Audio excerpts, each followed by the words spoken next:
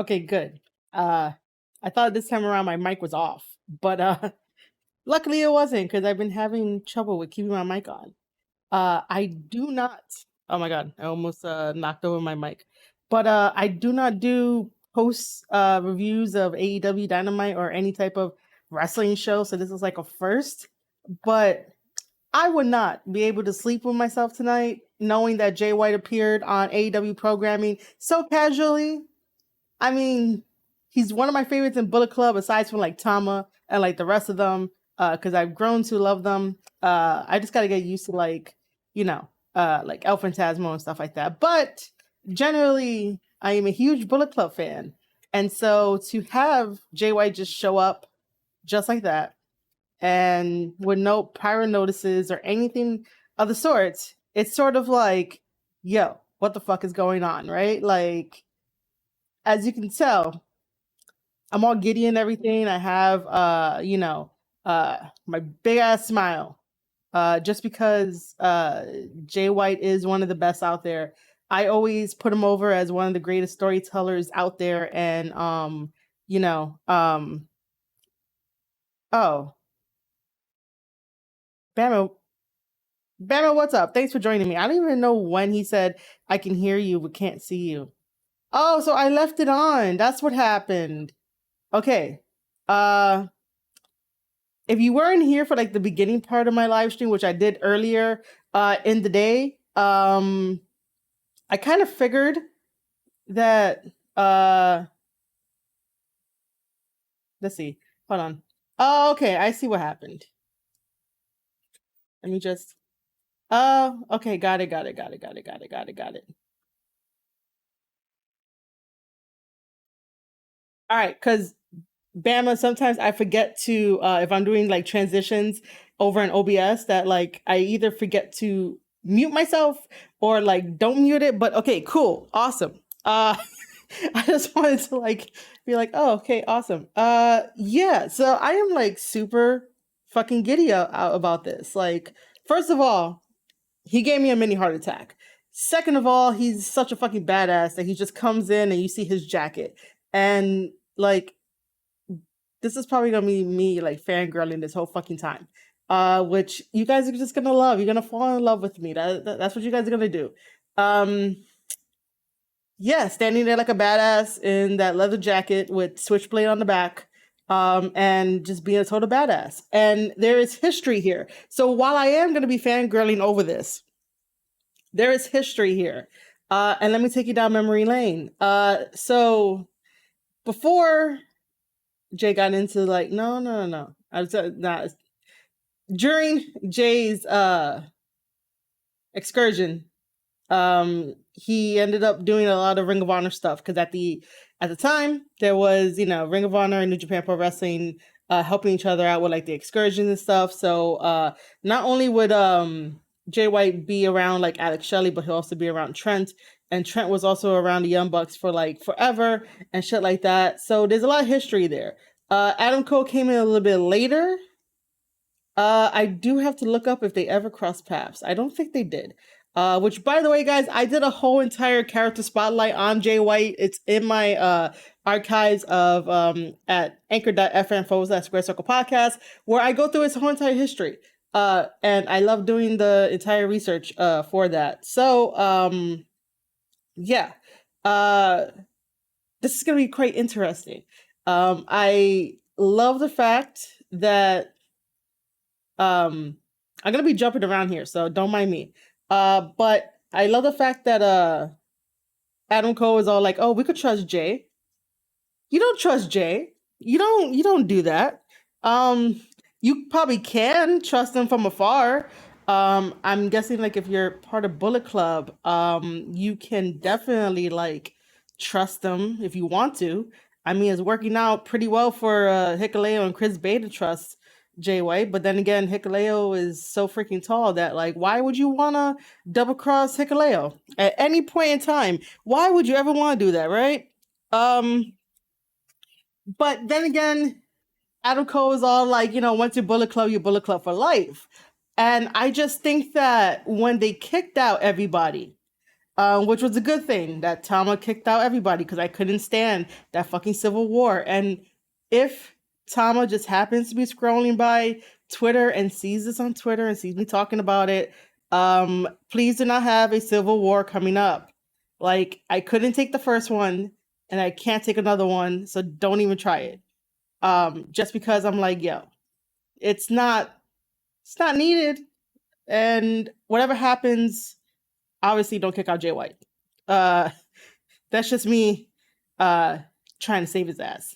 Anyway, now that best friends are in chaos, I really do think that chaos and like Bullet Club are arch rivals and arch nemesis for like infinity.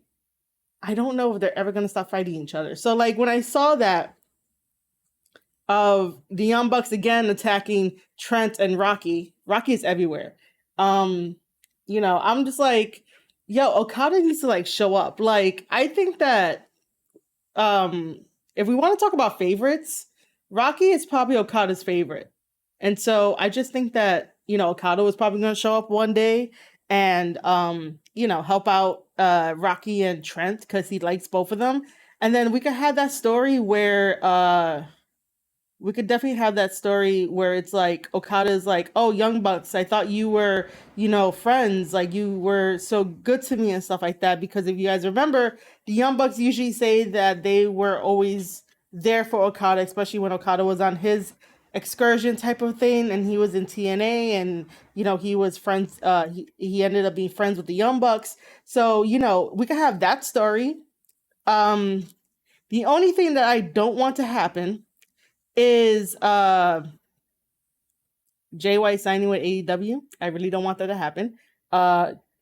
New Japan just fits Jay White all around. And New Japan allows Jay White to be himself. I'm not saying that AEW is not going to let him be himself, but with all the segments that happens on AEW, I just don't want his to, like kind of flatline. No, not at all.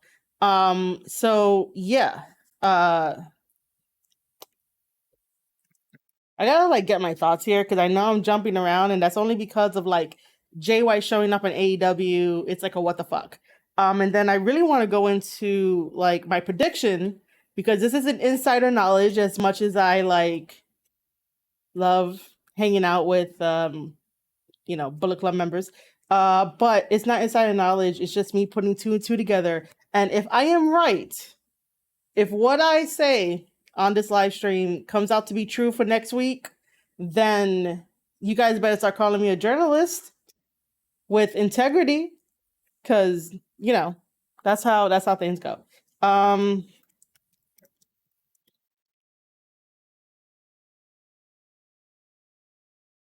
But we'll work our way up to that. We will. I really don't have a good thumbnail for this thing too, but you guys, like I said, you guys are gonna get me at 100%. This is unedited and stuff like that. So yeah. Let me just tell a few more people.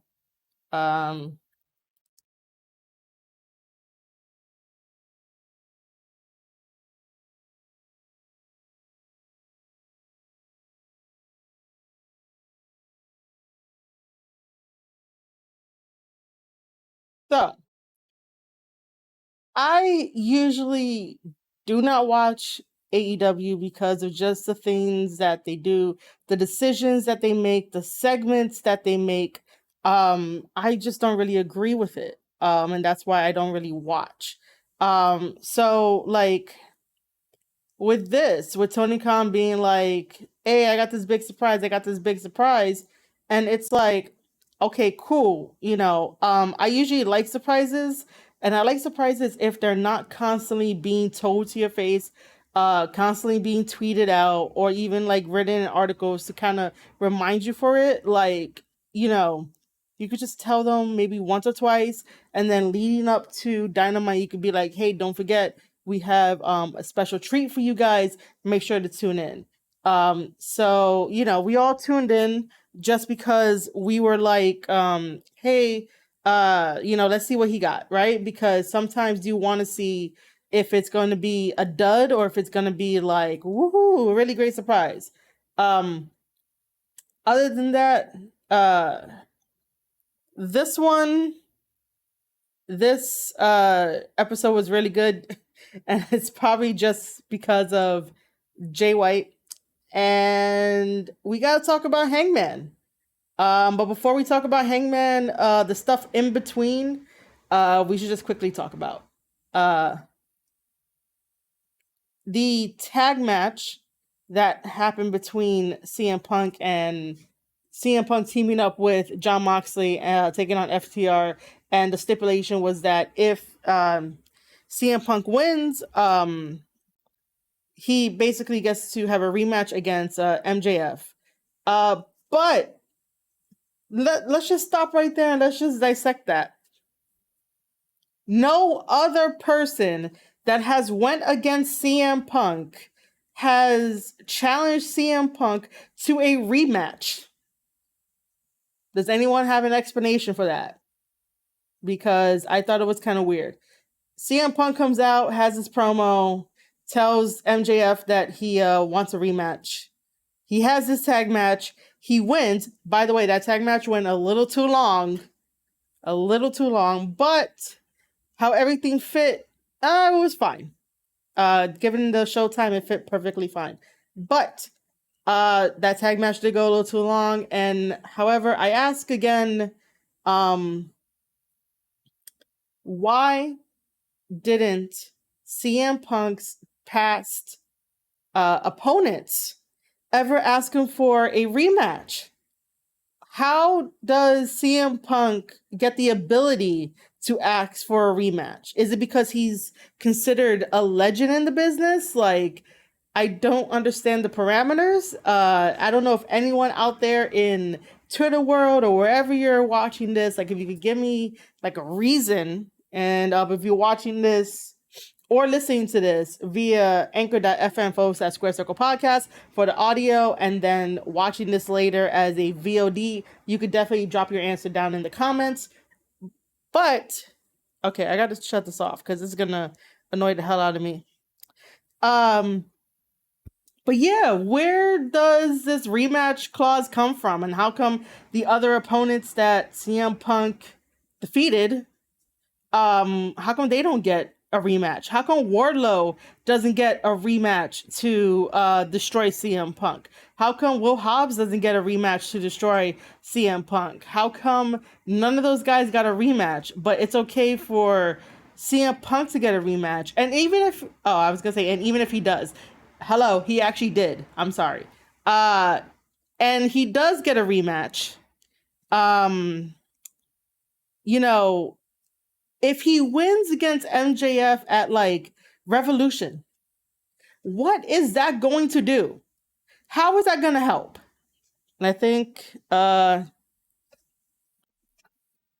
so Bama said, I got to read it off my phone. I'm so sorry. I don't know why I'm apologizing. Bama said, because Punk beat them clean, MJF didn't beat Punk clean, so he has a gripe to ask for a rematch. And MJF didn't have to grant it, but his arrogant idiot self gave him the chance to earn one. Which is cool. But the whole concept of this whole entire time, right?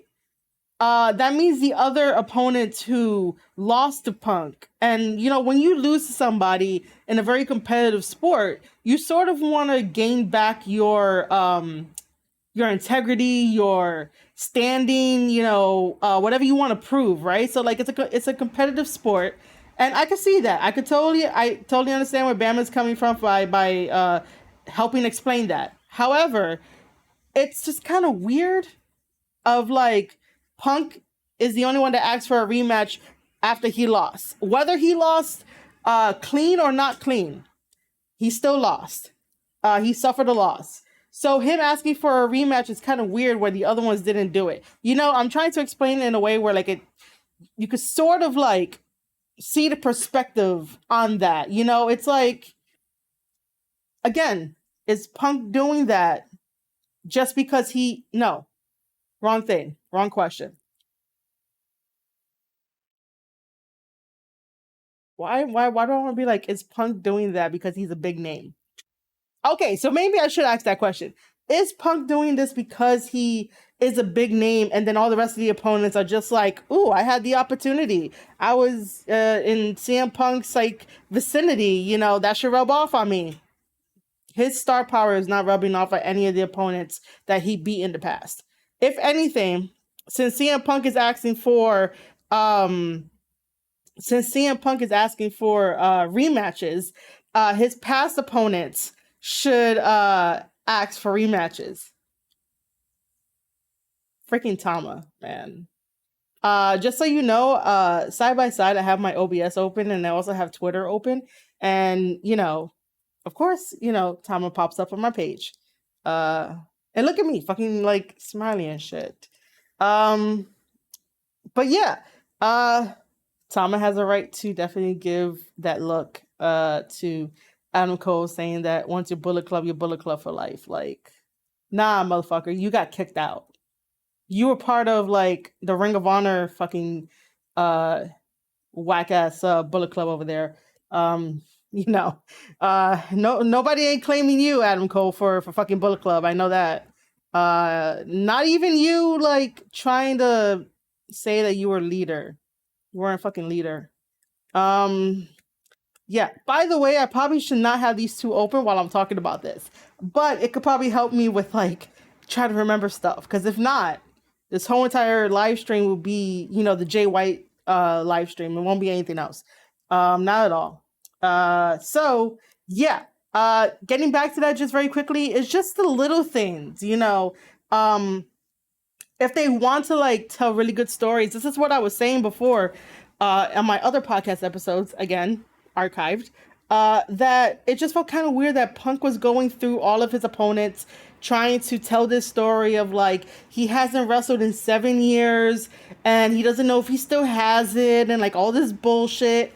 And his opponents, who are still young in the business, all lost to CM Punk to build up CM Punk.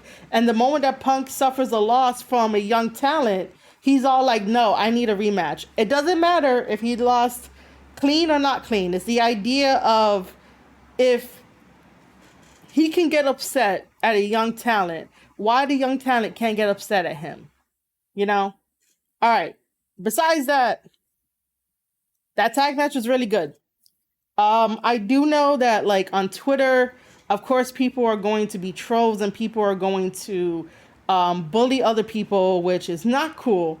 But there was, one of my fans on Twitter, and if he sees this or whatever, he's gonna know who he is. He's very opinionated, and I'm hoping it's a he. If it's not, I'm so sorry. But the way when I interact with him, I think it's a he. So he's very opinionated, which, I like people who are opinionated. And he did say on Twitter, has FTR had a better run in AEW than like WWE, or like vice versa and whatnot? And like, it's not cool to bully people. Yes, FTR put on a fantastic tag team match against Jon Moxley and CM Punk, where I was surprised that there was story inside the ring. I was really surprised about that.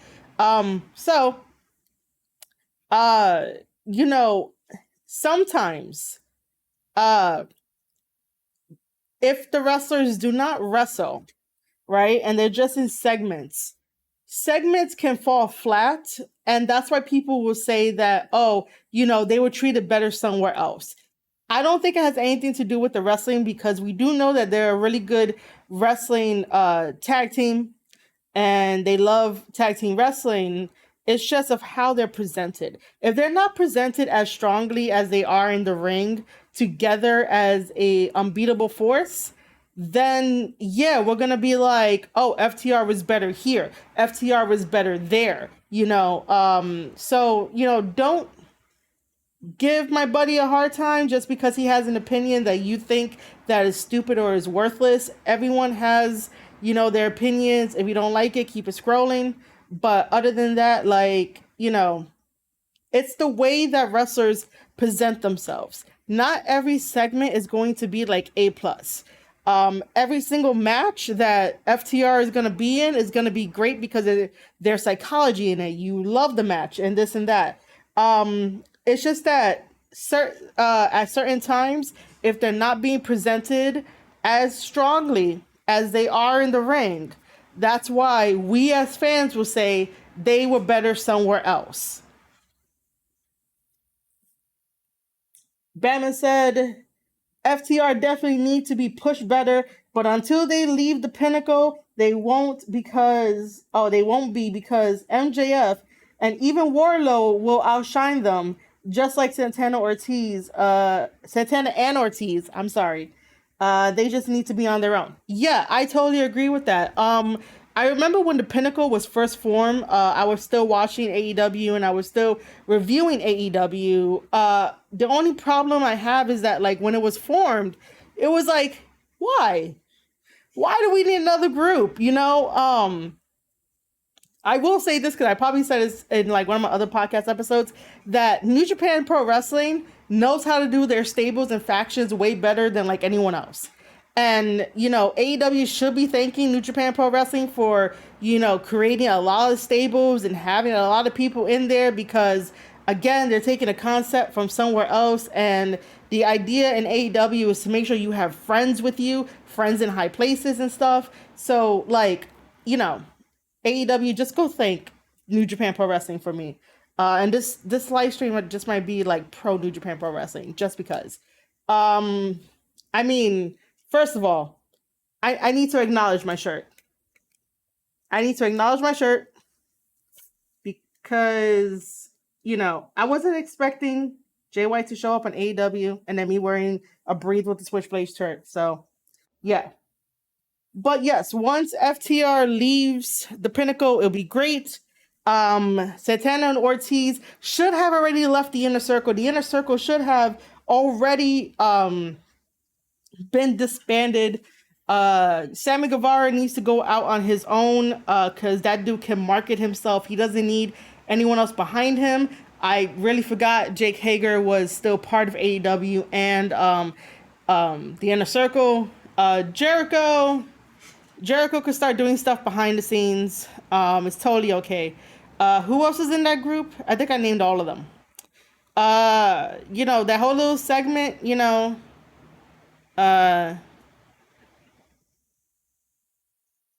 hold up. See, this is why I don't like Tony Khan. And this is why it's probably a good thing I had this open.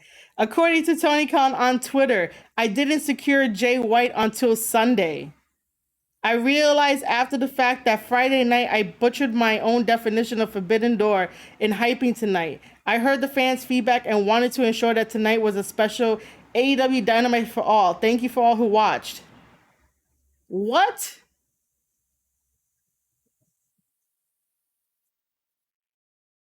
Does he mean like secure Jay White as in like having appearances or like being part of the AEW family?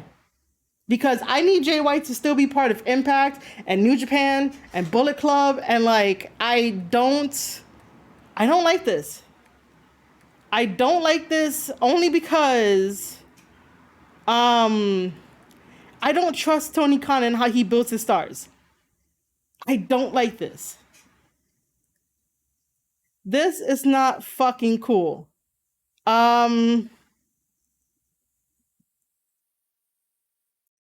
What?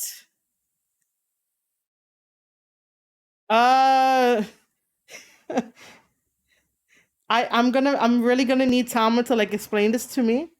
I really do. Because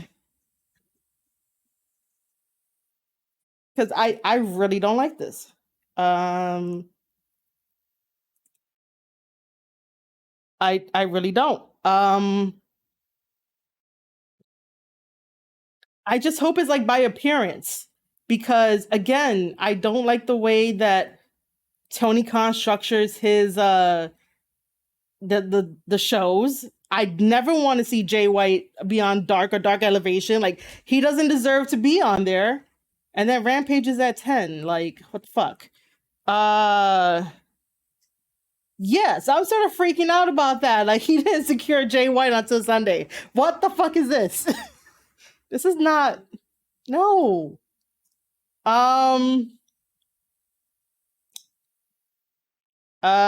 So yeah, I am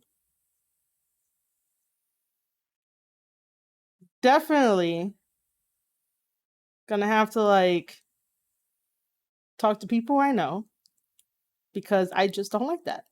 And I always say that wrestlers should be allowed to go where they want to go, and be happy where they want to be happy. But like, freaking AEW right now is like stacked. I am surprised that Hangman has a fucking spotlight on him right now after that Texas death match. But like, what the fuck is happening? And this is the cool part where, like, nothing was really spoiled. That's one thing. And I'm not thanking any of the dirt sheets out there. But so but Jay White is still doing the tours. He's still doing the US of J. I mean, you would consider him to be what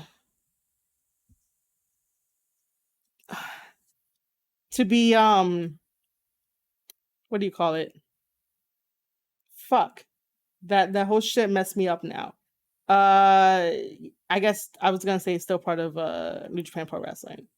Like, no. How the fuck am I supposed to sleep now? God. You guys are getting a one of a kind live stream. This is like pure fucking reaction time to this. And I probably would have sounded the same way on the podcast, just audio stuff. But I really don't think.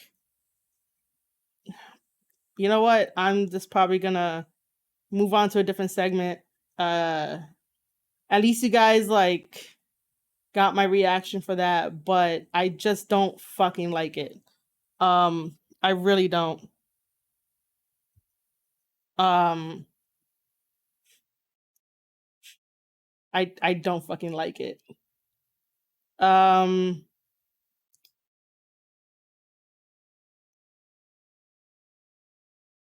are you really gonna start dropping frames, OBS? Like, you know what? Hold on. Ugh.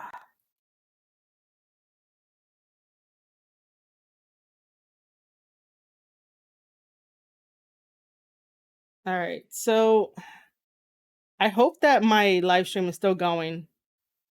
Um,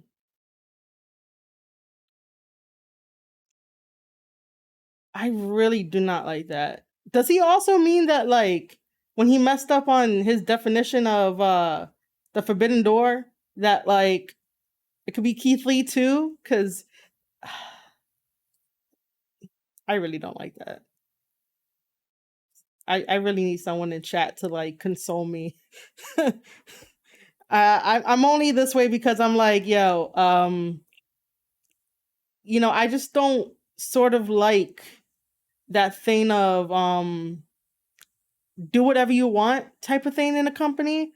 Just because like sometimes, just things just don't work out, or like stuff is cut short and whatnot. Yeah. I am definitely gonna need an explanation from Tama. I'm definitely gonna need an explanation for Tama. Like, what the fuck is happening? Um,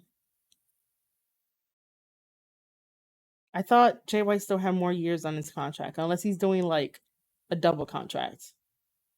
Um, and all that kind of shit. Um, man, again, how the fuck am I gonna go to sleep? There is way too many questions, and I don't want to start poking around, asking people stuff, just because just because this fucking sucks. Jeez. Uh Man.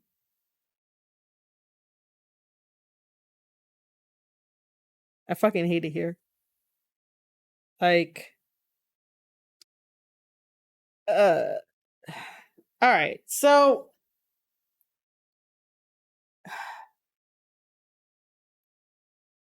other than that, right? Like, I still don't like the idea that AEW secure Jay White. Like, I still don't understand what that means. Because I don't know the behind the scenes of what's happening with people with New Japan Pro Wrestling, and stuff like that. I don't really ask those questions because I really don't need to know. But it doesn't seem like, you know, uh, Jay was like upset with New Japan Pro Wrestling. I mean, if anything, I can definitely understand why, like, a David Finlay can sign with like AEW or something, or like maybe Juice Robinson signed with AEW. But for Tony Khan to say that he secured Jay White, what the fuck? I'm probably gonna stay on that for like ever. But um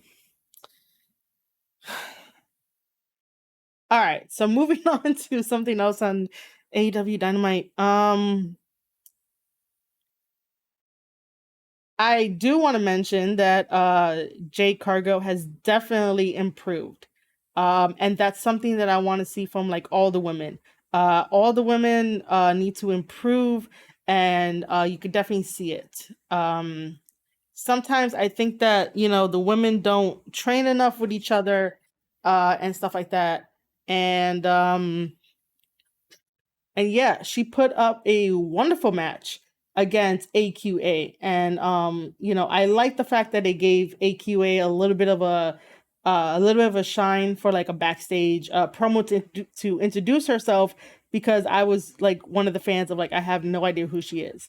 Um so that was really good. Um so yeah. Hopefully we get to see more of AQA in AEW. Um, and I really want Jay Cargo to really do this open challenge to like any of the females that want to come through that quote unquote forbidden door. Um, and yeah, I really want to see her put the belt on the line and really elevate it. Um, that was a really fantastic match. And I said it on Twitter that AQA has one of the best looking, smoothest shooting star moonsaults. Um, Other than that, we had like Serena Deeb doing her 5 minute challenge, which is something nice. I can't wait till like we get Deonna Purrazzo onto AEW. If you guys can get Jay White, you guys could get Deonna Purrazzo too. Like, I'm just saying, like, Deonna needs to be on AEW. Um, so yeah. Um, Other than that, what else happened?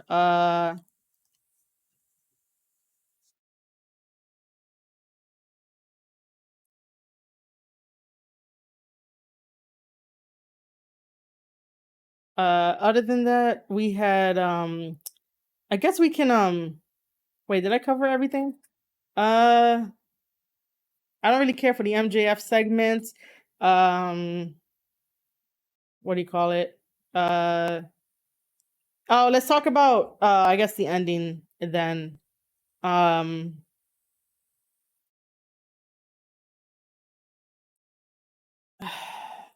just give me a second. I still have to get over that fucking shit of Tony Khan saying that he secured Jay White. That shit is bothering me.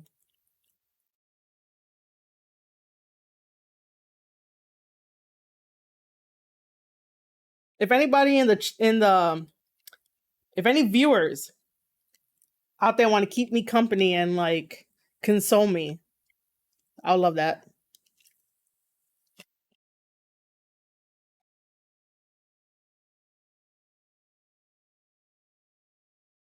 Um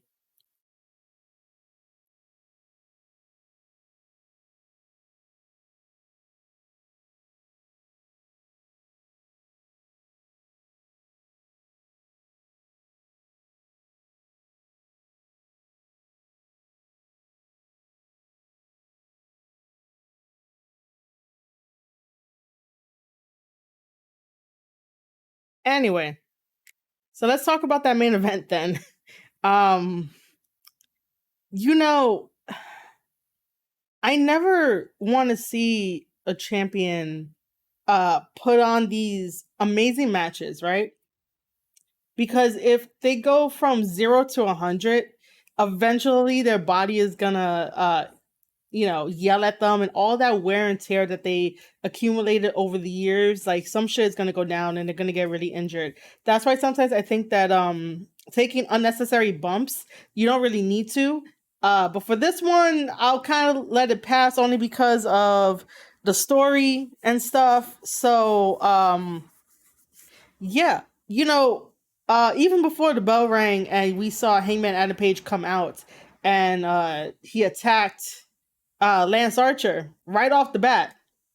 I was like, where the fuck was this Adam Page at? Like, that's the type of Adam Page I want to see carry the title and be like, he's sick and tired of everybody trying to get a one up on him, trying to walk all over him. He understood what that felt like, especially him going after Kenny Omega and like being at the bottom of the barrel. And sometimes the only growth of that as a character is to really turn around and be like, fuck you, fuck you, fuck you, fuck you.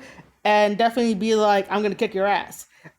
We could say that could be borderline like Stone Cold, how Stone Cold would do it. But this is Hangman Adam Page. He'll still do it in his own way. And because he came out the gate very strongly to attack Lance Archer like that, it's like, yo, keep that same energy for when you like do your promos, for when you interact with people, because now it's all about you, and you finally came back and got the title. The title's yours. Act like a world champion. Act like, someone that wants to bring AEW into a new era. And show the world why, they should believe in you, why they should tune in every single Wednesday, like be that forerunner. And, he should have at least had a interaction with Jay White, because they had dealings too. I always bring this up that like 4 years ago, when it was New Japan Strong Style Evolved, Jay White was IWGP United States Champion. Hangman was going for it, and like I keep saying, Jay White destroyed Hangman Adam Page in that promo. And the only thing that like increased was Hangman's ability to show up and show out in the ring. His interactions, not so much, because he's still following people around almost like a little puppy dog, but this time around it looks like he might just end up becoming his own man, and that's what I really want him to do, is become his own man. But again, he slightly did not really prove Jay White wrong, 4 years later, other than like, maybe starting to prove he is his own man. So I would have liked to see some type of interaction, maybe next week in Nashville. Which you guys gotta like stay with me here with this, right? Because this is not insider knowledge. And it's not insider knowledge. This is just me putting two and two together. Where it's basically like taking stuff of what I said. So next week, AEW Dynamite is going to be in Nashville. That same week, February 19th, is No Surrender by Impact Wrestling. We know that Bullet Club is going to be at No Surrender because we have Jay White taking on Eric Young. And we have the Guerrillas of Destiny, Tama Tonga and Tangaloa taking on the Good Brothers. And hopefully taking the titles, because I can't stand the Good Brothers with the titles. Other than that, that's happening in the span of that week. So that means that we're definitely going to probably see Jay White show up again on AEW Dynamite. And we might possibly see Tama show up on Dynamite too. Like, my boys are taking over. Bullet Club is finally fucking taking over like how they should. And start doing these stories that they want to do and stuff like that. Hopefully it's not a fucking civil war. If it's a civil war, I'm just gonna be upset. It's a civil war because I can't deal with another civil war. I really can't. Anyway, uh, you know, so that's happening. So if I am right, I'm going to be predicting that Thomas shows up next week on AEW Dynamite just because it will make everything so smooth that they're in Nashville. You go to AEW Dynamite like Wednesday, you have a hotel, you stay there until like Sunday, Monday, and you go back home. Just because you can fulfill AEW obligations and Impact obligations too. Obligations. Whatever. It's tired. It's 10:52. It's about to be 11, and I am hyped up because of fucking AEW. Anyway, yeah. So this is definitely a short stream. I don't know if anyone who's viewing this want to throw in some questions for me. Because if not, I'm just gonna stay on the fucking Jay White shit. Just because. Did I miss anything? Oh yeah, and by the way, for those of you listening to this on audio, I am talking to my chat. So, yeah. I guess now I'm gonna have to like tune in next week to be like, you know, you guys better not fuck up Jay White. You guys better not fuck up Tama. I swear, like I said this on the professional podcast. we're gonna call it the professional podcast. That I love New Japan so much that like I really don't like how AEW handles New Japan wrestlers. You know, I understand the concept of oh, okay, I know what I could talk about after this. I understand the concept of if that New Japan guy is not going to, you know, show up next week, then what's the point of him winning and whatnot? Well, guess what? If he beats an AEW star, send that AEW star over to New Japan and like have them do cross promotion and shit like that. If they happen to like travel to Japan just for like those couple of days, let them travel to Japan. And start, you know, building a fan base over there of like Japanese fans because the Japanese fans are way more supportive. I was gonna be like than here, but then I'm gonna get like a lot of burner accounts and people getting angry at me.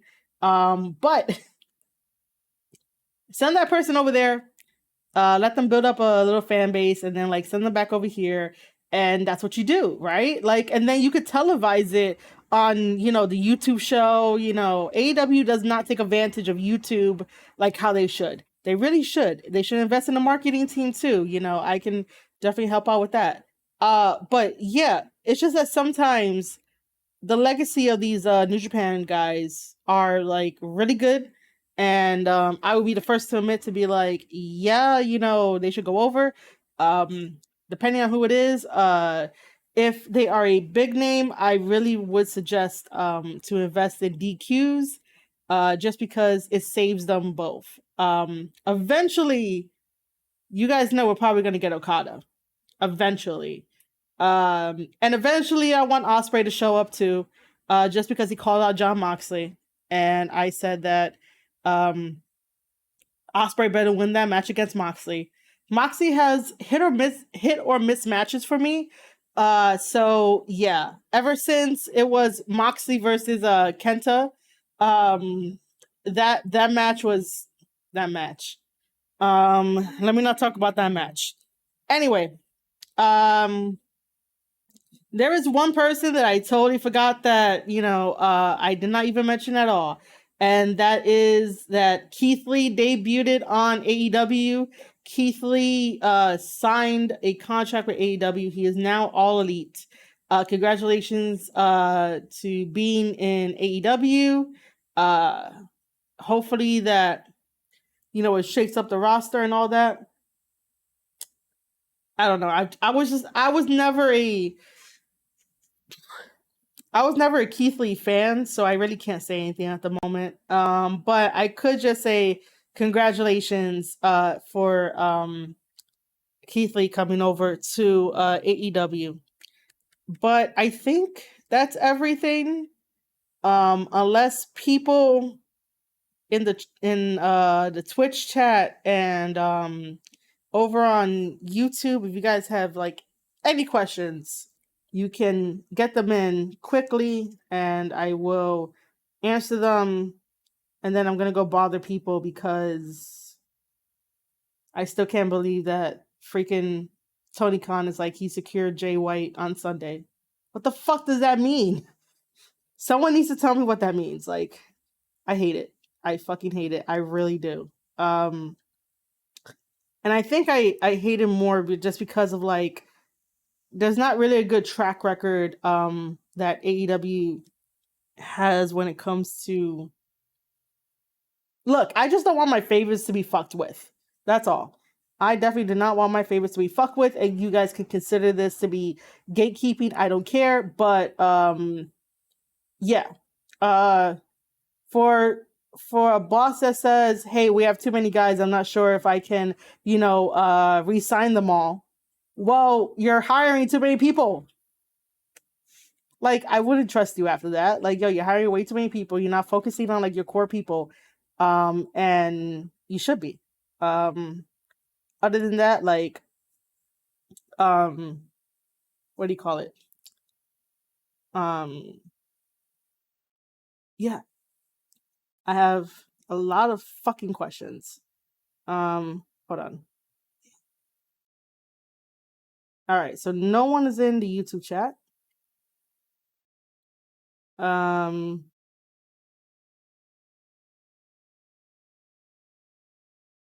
Okay, cool. So yeah, I'm eventually gonna keep talking about the same thing, but I think I covered everything from AEW. I don't know if these are gonna be a regular thing. This was just a spur of the moment. I'm gonna try to get some sleep, even though I still have a lot of questions. You guys would definitely be able to see this on Spotify. Spotify gives me the ability to, put up a video on Spotify. And then the audio version, you guys would get it on anchor.fm/Square Circle Podcast. And then everything would just be on VOD. So, you guys would have it there. You guys can listen to me freak the fuck out and have a really good reaction to this. And I think this is the kind of reaction that like, Tama and like Bullet Club like thrives off of. This is all genuine. This is not me acting or anything like that. Like I was generally like he gave me a fucking mini heart attack. Hardy attack. I was definitely wrong earlier in the stream where I said that I think it's Jeff Hardy because he made the most sense.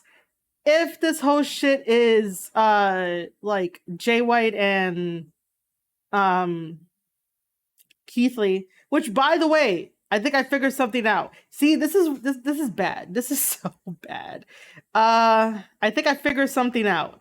Until I see a fucking all elite sign that says Jay White is all elite, then I probably shouldn't be freaking out as much. Because I do not see that at all on the timeline. Remember, I have both of these guys open. Both of these stains open. Not guys. I have both of these stains open.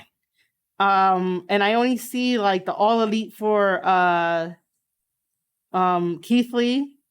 Then it's okay. I'll be okay. I'll be okay. I don't know what I want to do tomorrow. Yeah, because it's only 11, so it's like an hour to like midnight. Yeah, so as long as I don't see that all of like Jay White is all elite, I think I'll be okay. But I have like questions. I really do. Okay.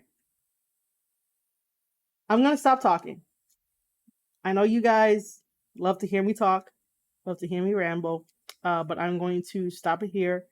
Like I said, I do not know what I'm gonna be doing tomorrow. So stay tuned to my social media, which you guys should be following me at Marie_Shadows. That would definitely help me. I usually post on there to be like, hey, I'm going live or whatever. the other thing too is that I did not even mention the sponsor of this live stream. It is Ray Shadow Legends. If you guys want to help me out to calm me down, I guess. There is a link in the chat.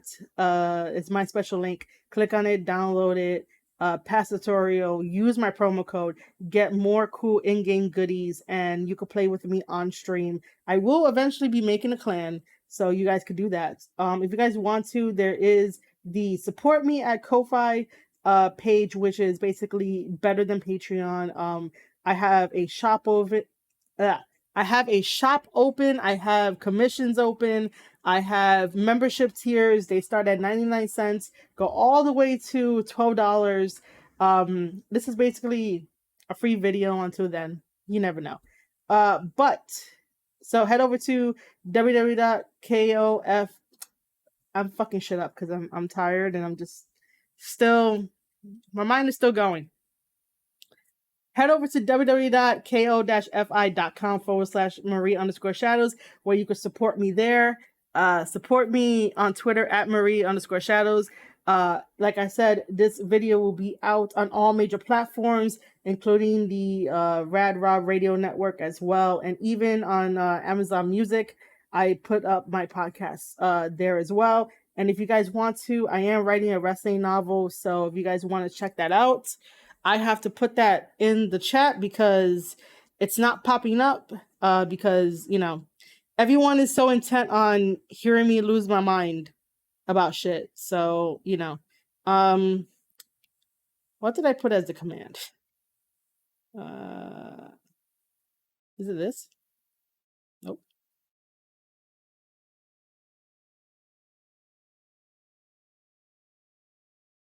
Nope. I have no idea what I put. Nope.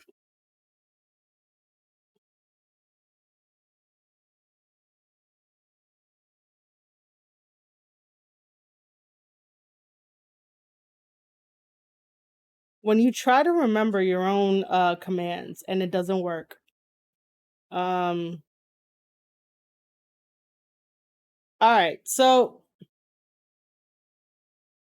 eventually if I do a stream tomorrow, you know, you guys would know, and then you guys would know about my my novel and stuff. But yeah, so